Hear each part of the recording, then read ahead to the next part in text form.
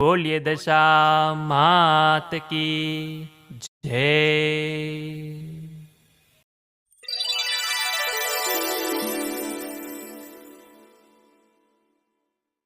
સુવર્ણપુર નગરીમાં અભયસેન નામે ઘણો જ ગર્વિષ્ઠ રાજા રાજ કરતો હતો. નગરની સમૃદ્ધિનો પાર નહીં. રાજાની ગુણિયલ, સંસ્કારી અને અતિ સુશીલ તથા રૂપવતી રાણીનું નામ અનંગ સેના હતું.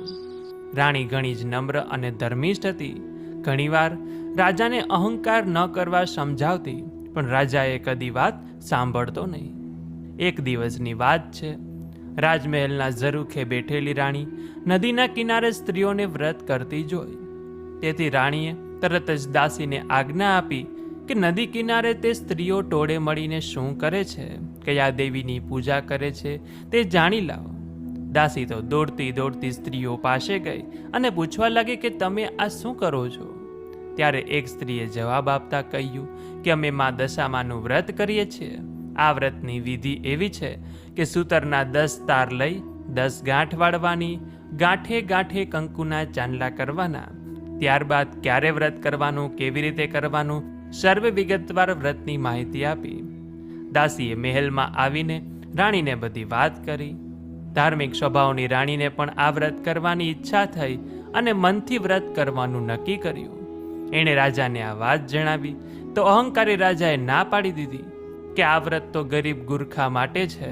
મારે તો ઘણી સાહેબી છે, ધન દોલત, નોકર ચાકર, બાગ બગીચા, રાજપાટ બધું છે, તો પછી આ વ્રત કરવાની જરૂર શું છે? રાજાના આવા અભિમાન ભર્યા વચન સાંભળી રાણીનું તો દિલ દુભાયું. એ જાણતી હતી કે ગમે તેવી સમજાવટ કરવા છતાં અભિમાની રાજા એકનો બે થશે નહીં. રાજાએ અહંકાર, ગર્વ અને અભિમાનમાં ચકચૂર થઈને દશામાના વ્રતનું અપમાન કર્યું. તેથી દશામાના ક્રોધનો પાર રહ્યો નહીં. બીજે જ દિવસે પડોશી રાજા લશ્કર સાથે ચડી આવ્યો અને આવા અણધાર્યા હુમલાથી રાજા અભયસિંહ ગભરાયો અને જીવ બચાવવા માટે રાણી અને બંને કુંવરોને લઈ જંગલના રસ્તે ભાગી ગયો. રાણી અનંગસેનમાં મનમાં સમજે છે કે પોતાના પતિએ કરેલ દશામાના વ્રતના અપમાનથી આજે આપણી આ દશા થઈ છે. ઘોર જંગલમાં રાજા રાણી ચાલ્યા જાય છે. દુઃખ થાકનો પાર નથી. કુંવરો તરસ્યા છે અને એટલામાં એક વાવ આવે છે. રાજા પાણી લેવા માટે વાવમાં ઉતર્યો તો દશામાએ અદ્રશ્ય રહીને બંને કુંવરોને ખેંચી લીધા. કુંવરોને અદ્રશ્ય થઈ ગયેલા જોઈ રાજા રાણી વિલાપ કરવા લાગ્યા. રાજા પણ મનમાં સમજી ગયો કે નક્કી આ દશામાનો કોપ છે. એ રાણીએ આશ્વાસન આપતા સમજાવે છે કે જેણે આપ્યા એણે લઈ લીધા, હવે એ જ આપણને પાછા આપશે.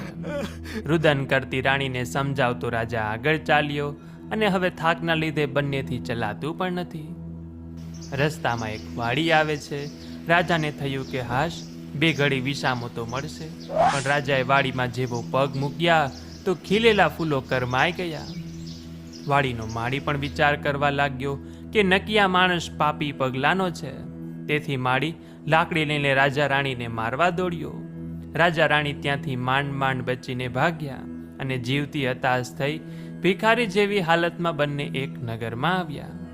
અને જીવનથી હતાશ થઈ ગયેલા જેવી તેવી હાલતમાં એક નગરમાં આવી પહોંચ્યા.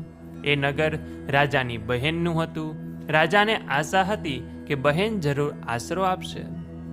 એણે પાદરેથી પોતાની બહેનને સંદેશો મોકલ્યો કે તેનો ભાઈ આવ્યો છે. બહેને પોતાના ભાઈને એક ગાગરમાં સુખડી મોકલાવી અને સાથે સોનાની સાંકળી પણ મૂકી.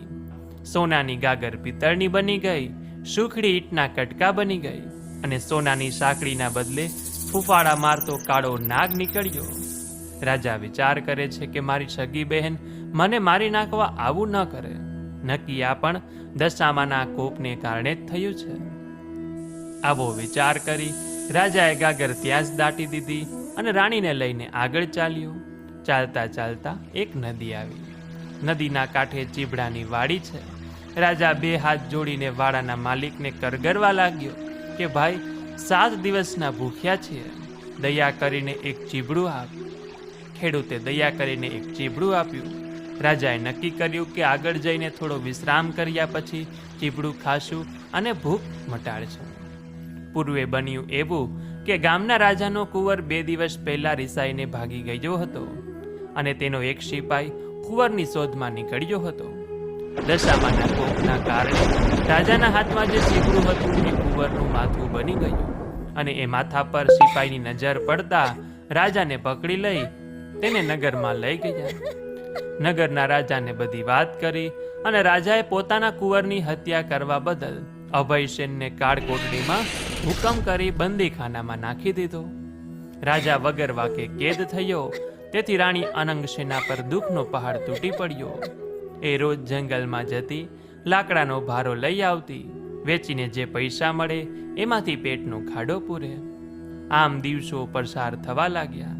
અષાઢ મહિનાની અમાસ આવી એટલે તે અમાસના દિવસે રાણીએ દશામાના વ્રત શરૂ કર્યા. દશામા વ્રતના 10 દિવસ નકરડા ઉપવાસ કરી માની ભક્તિ કરી. રાણી અનંગસેનાની અપાર ભક્તિ જોઈ દશામાનો કોપ શમી ગયો. માએ રાણીને આશીર્વાદ આપતા કહ્યું કે કાલે તને તારો પતિ પાછો મળશે.